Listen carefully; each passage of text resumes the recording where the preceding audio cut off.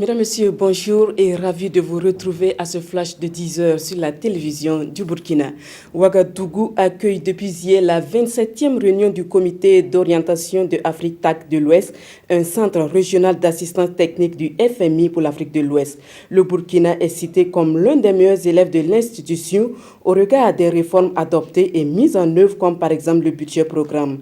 Et cette session, présidée par Adizata Rosine Sori, le ministre de l'économie, des finances et du développement du Burkina, vise à dresser le bilan de l'assistance de AfriTac au profit des pays membres.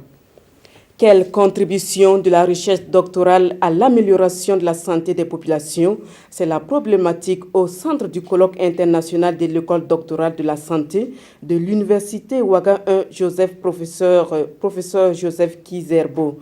Plusieurs spécialistes de la santé du Burkina et d'autres pays de la sous-région prennent part à ce colloque qui a ouvert ses portes ce 23 février pour une durée de 72 heures. Cette réunion des experts de la santé vise donc à rendre plus visibles les résultats de la recherche.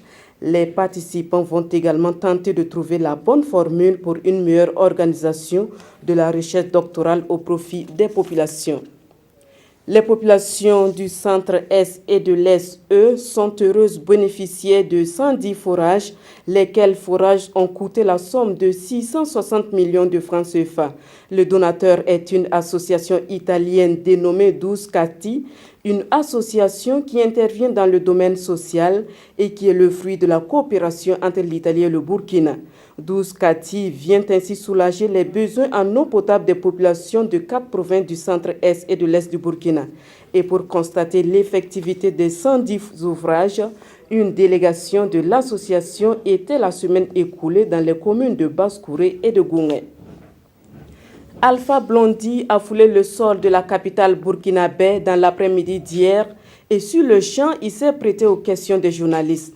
La star africaine du reggae est invitée à l'ouverture de la 25e édition du FESPACO, le Festival panafricain du cinéma et de la télévision de Ouagadougou, prévu pour ce samedi 25 février.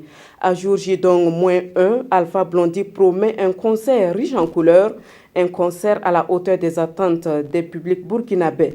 L'artiste a été accueilli à l'aéroport international de Ouagadougou par des mélomanes qui l'ont escorté jusqu'à son hôtel. À noter que la dernière participation de ce reggaeman ivoirien à une édition du FESPACO remonte aux années 98.